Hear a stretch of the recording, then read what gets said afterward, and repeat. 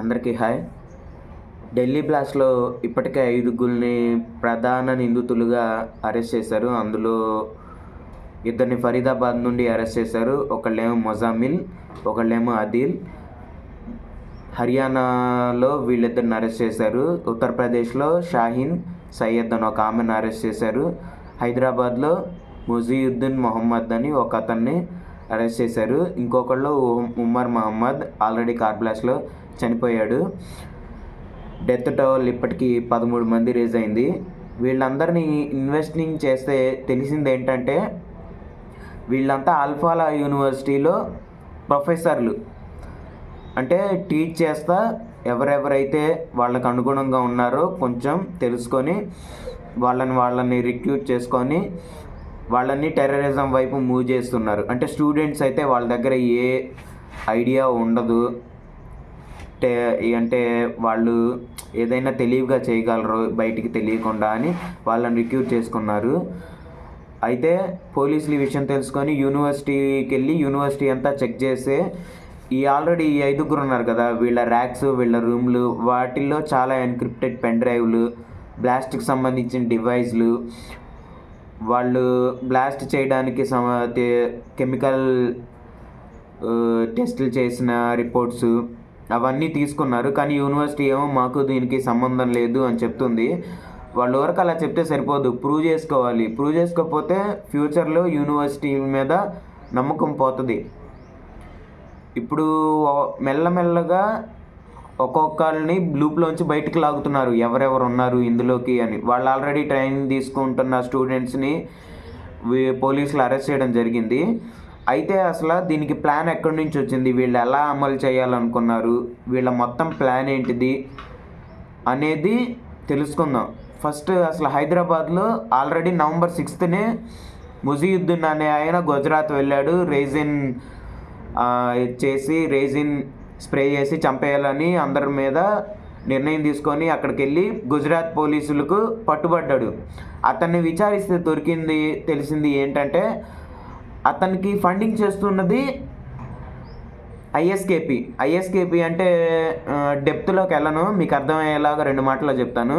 Islamic state Khorasan province అంటే అదేంటంటే మనకు అఖండ భారత్ ఉన్నట్టు ఒకప్పుడు పాకిస్తాను, ఇండియా, భూటాను, నేపాల్, బంగ్లాదేశ్, శ్రీలంక, మయన్మార్ ఇవన్నీ కలిసి అఖండ భారత్ ఉండేది కదా అశోకుడు పాలించిన టైంలో. వాళ్ళకు కూడా ఉజ్బెకిస్తాను, కజకిస్తాను, టర్క్మెకిస్తాను, ఇరాన్, మళ్ళీ ఆఫ్ఘనిస్తాన్లో కొంచెం పార్ట్ మొత్తం కలిసి అదొక ఇస్లాం ప్రావిన్స్లా ఉండేదంట ఒకప్పుడు. దాన్ని తిరిగి తీసుకురావాలి, మళ్ళీ ఒకే ఇస్లామిక్ స్టేట్గా చేయాలి, వీటన్నిటిని అని పనిచేసే సంస్థ అది. వాళ్ళ దగ్గర నుండి వీడికి ఫండింగ్ వచ్చింది. అంటే వాళ్ళకి ఈ విషయానికి సంబంధం పెద్దగా ఉండదు. కానీ ఎందుకంటే ఐఎస్ఐ తెలుసు కదా పాకిస్తాన్లో, ఆ ఐఎస్ఐ వాళ్ళు డైరెక్ట్గా ఇండియాకి ఫండింగ్ చేస్తే డౌట్ వస్తుందని వాళ్ళు ఐఎస్కేపీకి ఫండింగ్ ఇచ్చి ఐఎస్కేపీ ద్వారా వీడికి ఫండింగ్ వచ్చేలా చేశారు. ఇది ఎలా తెలిసిందంటే పాకిస్తాన్లో ఒకడు వీడికి టెలిగ్రామ్ ద్వారా కనెక్ట్ అయ్యి వీడికి ఫండింగ్ చేస్తున్నాడు. వాడు ఐఎస్కేపీకి చెందినోడు. అయితే వాడు పాకిస్తాన్లో ఐఎస్ఐతో కూడా లింక్ ఉండి పాకిస్తాన్లో పెద్ద పెద్ద వాళ్ళతో లింక్ ఉంది వాడికి. వాడు చేయిస్తున్నాడు ఇదంతా. అయితే షాహీన్ సయ్యద్ అని ఉత్తరప్రదేశ్లో పట్టుకున్నారు కదా, ఆమె మెయిన్ విలను ఆమె చేసింది. ఆమెను ఎలా పట్టుకున్నారంటే ఫరీదాబాద్లో ఇద్దరిని పట్టుకున్నారు కదా, అదిల్, మొజమ్మద్.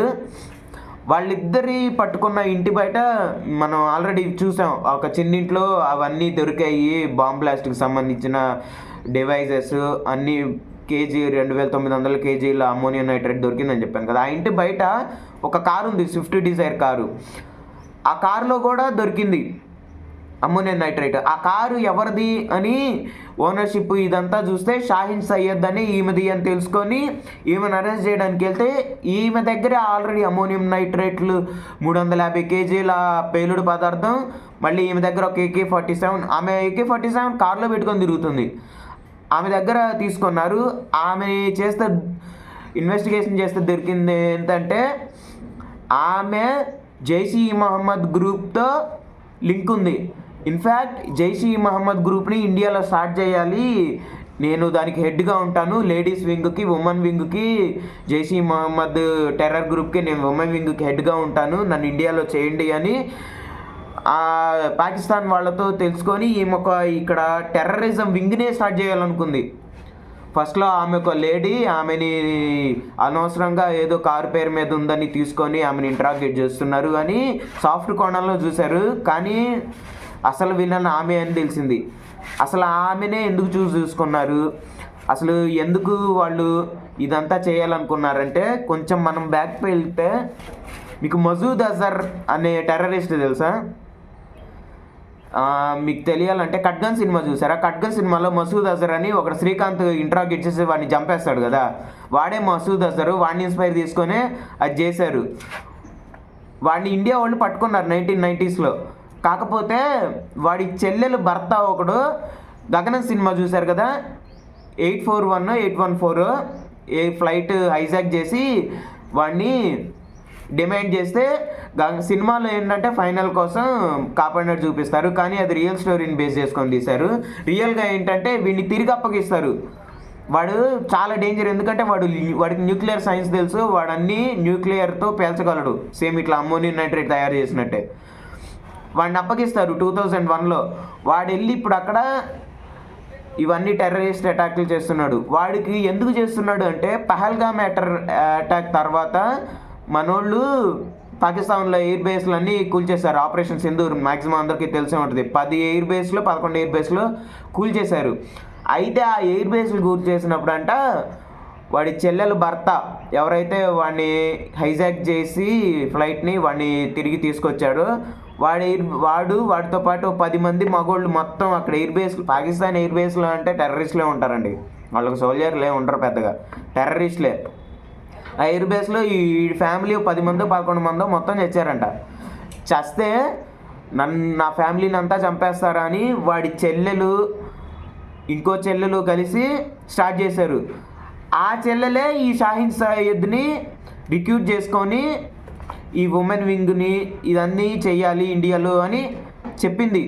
ఆమె బయటికి చెప్పింది ఇవన్నీ. నిన్నటిదాకా ఏంటంటే ఈ ఈవెంట్లన్నీ లింక్ కాదు, ఇది వేరు అది వేరు అని అనుకున్నారు పోలీసులు. కానీ నిన్న ఫోరెన్సిక్ రిపోర్ట్ వచ్చింది. బ్లాస్ట్ అయిన కార్లో ఉన్న బాడీ ఉమర్ మహమ్మద్దేనని తేల్చేశారు. అదను మళ్ళా అందులో దొరికిన అమ్మోనియం నైట్రేట్ వల్లే పేలింది. సేమ్ అమ్మోనియం నైట్రేట్ మెటీరియల్ ఇక్కడ దొరికిన మెటీరియల్ సేమే అని ఫోరెన్సిక్ వాళ్ళు నిర్ధారించేశారు. నిన్నటిదాకా అదొక బ్లాస్ట్ లాగే అమిత్ షా గారు చెప్పిన, రాజ్నాథ్ సింగ్ గారు ప్రెస్ మీట్లో చెప్పినా ఇప్పటి వరకు ఏం నిర్ధారణకు రాలేము, ఇది ఏ యాక్సిడెంట్ ఫోరెన్సిక్ వాళ్ళు చెప్పేదాకా ఆగాలన్నారు. ఫోరెన్సిక్ వాళ్ళు చెప్పిన తర్వాత నరేంద్ర మోడీ వీళ్ళంతా ఇది ఒక టెర్రరిస్ట్ ఇన్సిడెంట్ లాగా నేమ్ ఇచ్చేసి ఇన్వెస్టిగేషన్ మరీ ముమ్మరం చేశారు. ఇంకా ఇది టెర్రరిస్ట్ అని తెలియగానే మన రాజ్నాథ్ సింగ్ గారి గురించి తెలిసిందేగా, కొట్టు అనే పదంలో కో అనే ముందే వాళ్ళని కొట్టేస్తాడు. అలాంటిది ఆయన ఎయిర్ ఫోర్సు, నేవీ, ఆర్మీ ఈ మూడింటితోటి గుజరాత్లో ఆల్రెడీ ఆయన మిలిటరీ ఎక్సర్సైజ్ స్టార్ట్ చేసిండు. త్రిశూల్ దాని పేరు, మిలిటరీ ఎక్సర్సైజ్ పేరు. అయితే ఈ ఫరీదాబాద్లో దొరికిన వాళ్ళని వీళ్ళందరినీ ఇన్వెస్టిగేషన్ చేసిన తెలిసింది ఏంటంటే, వీళ్ళు జనవరి నుండి రెక్కీ చేస్తున్నారు అన్నీ తిరిగి ఎక్కడ చేస్తే ఎట్లా ఉంటుంది ఇంపాక్ట్, ఏమేమి చేయాలి అని. వీళ్ళ ప్లాన్లో 32 ప్లేసెస్లో బాంబ్ బ్లాస్ట్ చేయాలని ఉండేనంట. అసలు 32 ప్లేసులు చేయాలి. ఇప్పటికీ 3 రెడీ చేసుకున్నారు. ఢిల్లీ కార్ బ్లాస్ట్ ఒకటి, ఇంకోటి రెడ్ ఫోర్ట్ ఎకోస్పోర్ట్ అని ఒక కారు ఉంది, అందులో కూడా ఇది పెట్టి రెడీ చేసామని. ఉమర్ నబీ పేరు మీద ఉంది ఆ కారు, అదేదో ఖజిలాబాద్ ఏదో పేరుంది, అందులో దొరికింది. రెడ్ అలర్ట్ ఇచ్చారు అది దొరికేదాకా జాగ్రత్త ఉండమని, నిన్న దొరికేసింది. ఇంకోటి స్విఫ్ట్ డిజైర్, వీళ్ళు పట్టుకున్న ఇంటి ఎదురు కారు ఉంది కదా అదే, దాన్ని కూడా పట్టేసుకున్నారు. వీళ్ళ ప్లాన్ ఏంటంటే, దీవాళీకి ఎవరికి డౌట్ రాదు కదా అంత సౌండ్లు వచ్చినాయి, దీవాళీకి ప్లాన్ చేయాలని ప్లాన్ చేసుకున్నారు. కానీ దీవాళీకి మనోళ్ళు సైలెంట్గా ఉండరండి, ఇవన్నీ జరుగుతాయని తెలిసే పోలీసు ఫుల్ రెక్కి, చెప్పాను కదా ఏదో జరగబోతుందని ఫుల్ చేస్తున్నారని. అంతా పోలీసులు అంతా పకడ్బందీగా ఉండడం వల్ల అవ్వలేదంట. అయితే వాళ్ళు జనవరి 26th ప్లాన్ చేద్దాం అనుకున్నారంట. ఆ బాంబులు అవన్నీ పెట్టుకొని మళ్ళీ ప్రయాగ్రాజు, వారణాసి, మెయిన్ వారణాసిలో అయోధ్యలో పేల్చి మత కలహాలు రేపాలి అని వీళ్ళ మెయిన్ థీమ్ అంట. అయితే ఇదంతా సెట్ చేసుకునే లోపే వీళ్ళు దొరికేశారు. వాడు ఆ కార్ బ్లాస్ట్ ఎలా చేశాడంటే, వాడు ముందు మామూలుగా ఆ మెటీరియల్ షిప్ చేస్తున్నాడు, కానీ మార్నింగ్ వీడు బయలుదేరాడు కదా, వీడు బయలుదేరి ఢిల్లీ చేరిపోయిన తర్వాత వీళ్ళు 10 వీళ్ళు పట్టుబడ్డారు ఫరీదాబాద్లో ఆ ఇంట్లో ఈ ఎక్స్ప్లోజివ్స్తో. పట్టుబడ్డ తర్వాత వీడికి ఏం చేయాలో అర్థం కాలేదు. అప్పటికి పలు స్టేట్లలో వెస్ట్ బెంగాల్లో పట్టుకున్నారు, అప్పటికి జమ్మూ కాశ్మీర్లో వాళ్ళు పోస్టర్స్ అంటించిన వాళ్ళని పట్టుకొని వాళ్ళు చాలా పేర్లు బయటికి తీస్తున్నారని చెప్పా కదా, వాళ్ళని పట్టుకున్నారు. ఇంకా వీడికి అర్థమైపోయింది అప్పటికి జమ్మూ కాశ్మీర్ వాళ్ళు పోలీసులు వీళ్ళంతా ట్వీట్ సోషల్ మీడియాలో పెట్టడం, నువ్వు తప్పించుకోగలవేమో కానీ దొరకకుండా ఉండలేవు, దొరికితే నీకు ఉంటుంది అన్నట్టు పోస్టులు పెడుతుంటే వాడికి అర్థమైపోయింది ఇంక నన్ను పట్టుకుంటారు, నేను చంపేస్తారు ఇదంతా అని. వాడి దగ్గర ఉన్న బాంబు కూడా కంప్లీట్గా ఫామ్ అవ్వలేదు, అదే బేసిక్ అమోనియం నైట్రేటే వాడి దగ్గర ఉంది.